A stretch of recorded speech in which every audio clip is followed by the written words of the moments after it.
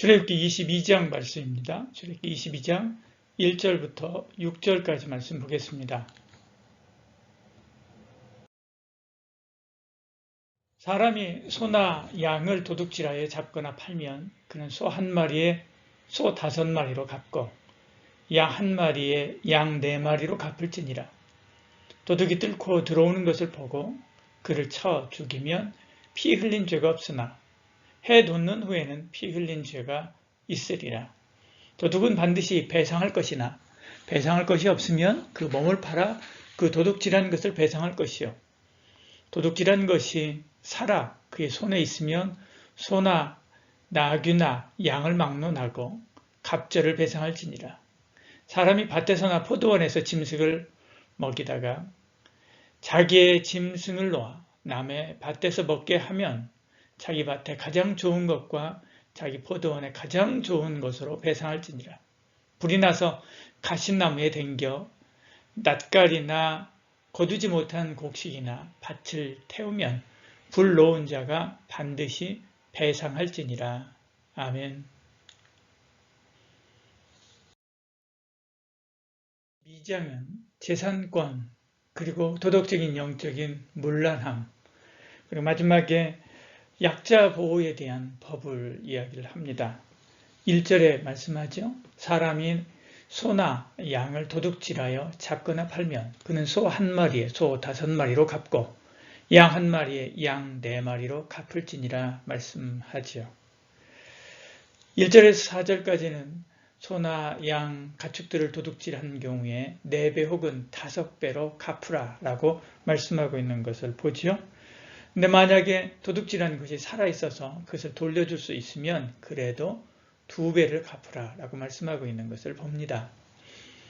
앞서 눈에는 눈, 이에는 이라고 말씀했습니다.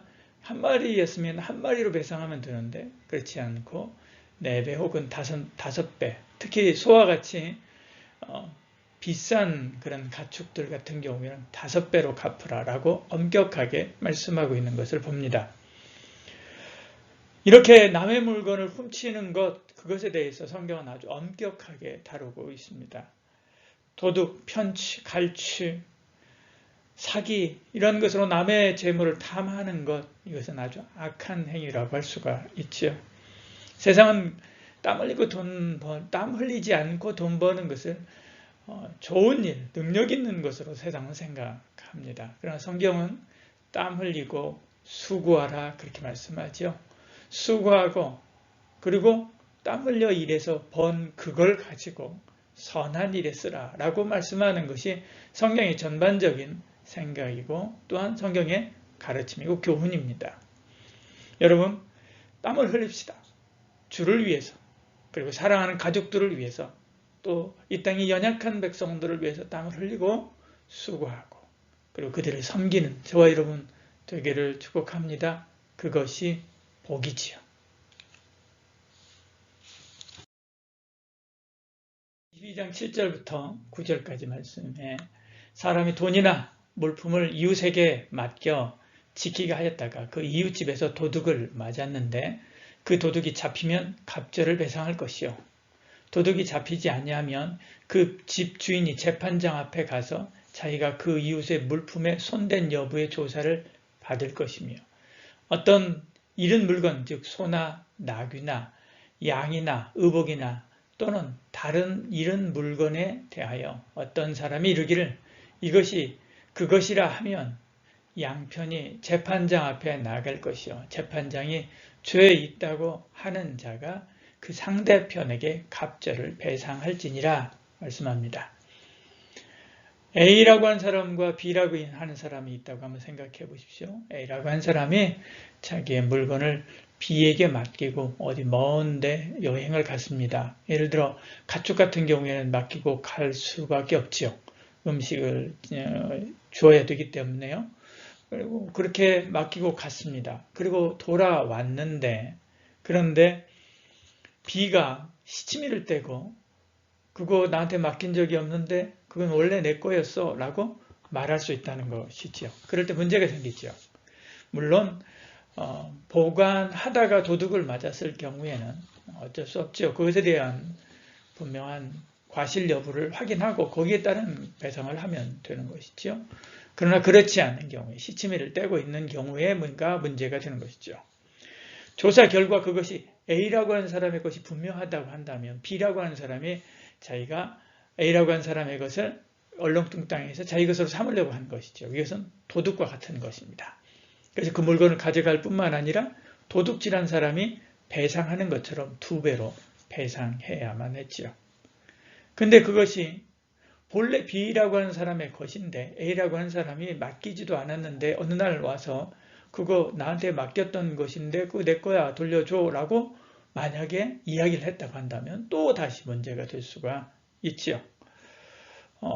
그리고 그랬는데 나중에 보니까 그게 정말 B라고 하는 사람의 것이었습니다. 그럴 때 아니면 말고 라고 이야기하고 끝나는 것이 아니라는 거죠. 이것은 무고죄입니다. 저 사람이 내 거 훔쳐갔다라고 소문내는 것이지 않습니까?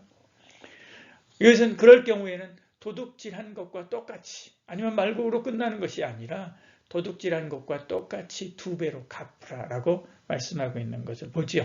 그것은 그 사람의 인격과 명예를 훔쳐간 것과 같은 것이기 때문에 그렇습니다. 거짓말로 남을 험담하다가 아니면 말고 라고 하는 식으로 끝내버리려고 하는 경우들이 있습니다. 헛소문을 내고 잘못된 이야기들을 퍼뜨리는 사람들이 있죠. 그러나 성경은 세상의 법보다 훨씬 더 엄격하게 그런 죄에 대해서 다스리고 계심을 여러분 알아야만 합니다. 성도는 말이나 행동에 신중함과 정직함이 있어야만 합니다. 성도의 한마디의 말은 굉장히 중요하고 무게 있게 다루어질 수 있어야 됩니다. 여러분이 말하고 있는 말의 가치, 무게, 그것은 얼마나 됩니까? 한번 생각해 봐야 됩니다.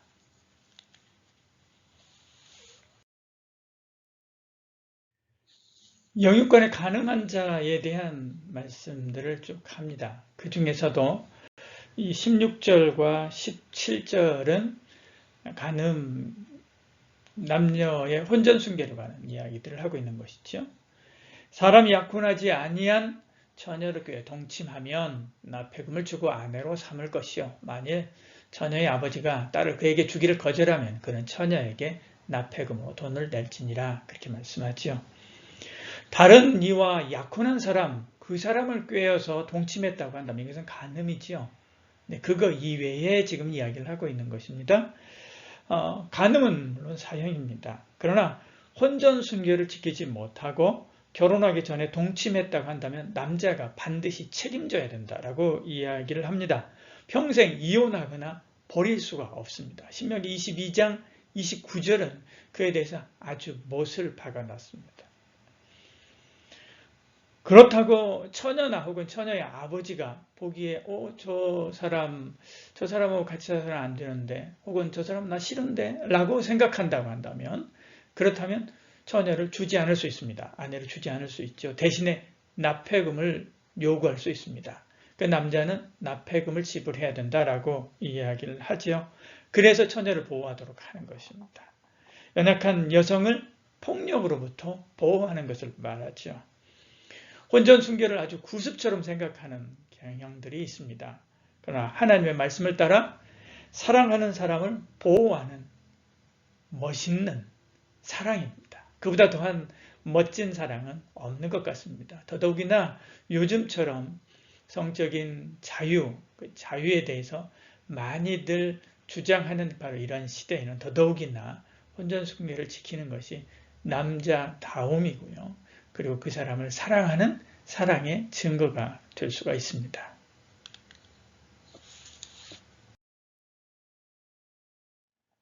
이번엔 영적인 간음에 대해서 이야기를 합니다. 너는 무당을 살려두지 마라 라고 말씀하고 있죠. 죽이라 라고 말하고 있는 것을 봅니다. 무당은 악한 영의 도움으로 점치는 사람을 말하는 것이죠. 그리고 예언하는 사람을 말합니다.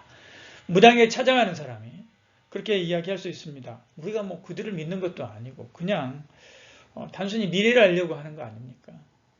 그리고 만약에 더 좋지 않은 것들이 있다고 한다면 미리 예방하고 그러면 좋지 않을까요? 아니 저는 그냥 장난으로 보는 건데요. 재미로 보는 건데요. 라고 그렇게 생각할 수도 있지요. 그러나 그런 점치는 자와 점 보는 자, 그런 자는 자기의 미래를 자기가 조작하고자 하는 그런 마음이 있는 것입니다. 주술의 힘을 빌려서 운명을 스스로 통제하려고 하는 그런 마음이 있는 거죠. 다시 말해서 뭡니까? 스스로 하나님처럼 되고자 하는 마음이죠.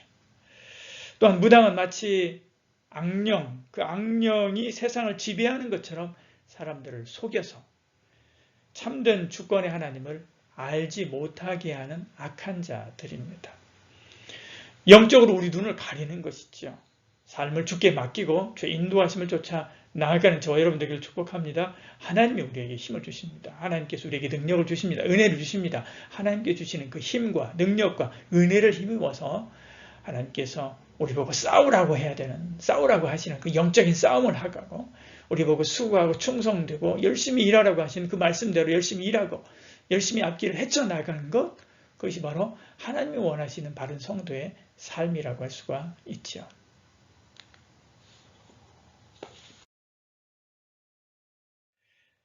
너는 이방 나그네를 압제하지 말며 그들을 학대하지 말라. 너희도 애굽 땅에서 나그네였음이니라. 이렇게 말씀하고 있죠. 하나님은 나그네를 압제하지 말라 그렇게 말씀합니다. 그러면서 그 이유를 너희도 나그네였지 않느냐라고 말씀하고 있는 것을 보죠. 또 하나님은 과부나 고아를 해롭게 하지 말라라고 말합니다. 그들은 약한 자이죠. 가난한 자를 힘들게 하지 말라 25절에 또한 말씀하죠.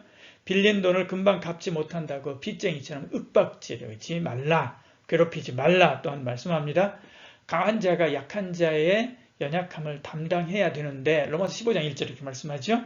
근데 오히려 그것으로 위세를 부린다고 한다면 그리스도인이라고 할 수가 없죠. 그러면 어떻게 해야 될 것인가? 그 사람의 입장과 그 사람의 처지에서 생각하고 그 사람을 섬길 수 있어야만 하지요. 26절, 27절에 말씀합니다. 내가 만일 이웃의 옷을 전당 잡거든 해가 지기 전에 그에게 돌려보내라. 그것이 유일한 옷이라. 그것이 그의 알몸을 가릴 옷인즉 그가 무엇을 입고 자겠느냐. 그가 내게 부르짖으면 내가 들으리니 나는 자비로운 자이니라. 그렇게 말씀하고 있는 것을 보죠. 가나안은 일교차가 굉장히 심합니다. 겉옷은 이불과 같은 그런 역할을 했습니다. 그 겉옷을 돌려주지 않으면 틀림없이 그 사람은 밤중에 얼어 죽게 될 것입니다. 아무리 권리라고 해도 그 사람의 생존권까지는 침해할 수가 없다는 거죠. 오히려 그들의 처지에서 그들을 도울 일, 그것을 생각하고 또 도와야만 합니다. 그것이 그리스도인의 자세죠. 고린도서는 자기의 유익보다는 남의 유익을 구하라라고 말씀합니다. 그래서 저들이 구원을 얻게 하는 것이 성도의 사명이다. 고린도전서 10장 24절 32절에 33절에 말씀하고 있는 것을 보지요. 주님이 나를 위해서 가난한 자가 되어서 이 땅에 내려오셨듯이 우리도 주를 위해서 가난한 자 그들을 돌아보아 이 땅을 섬겨야 되는 것이죠.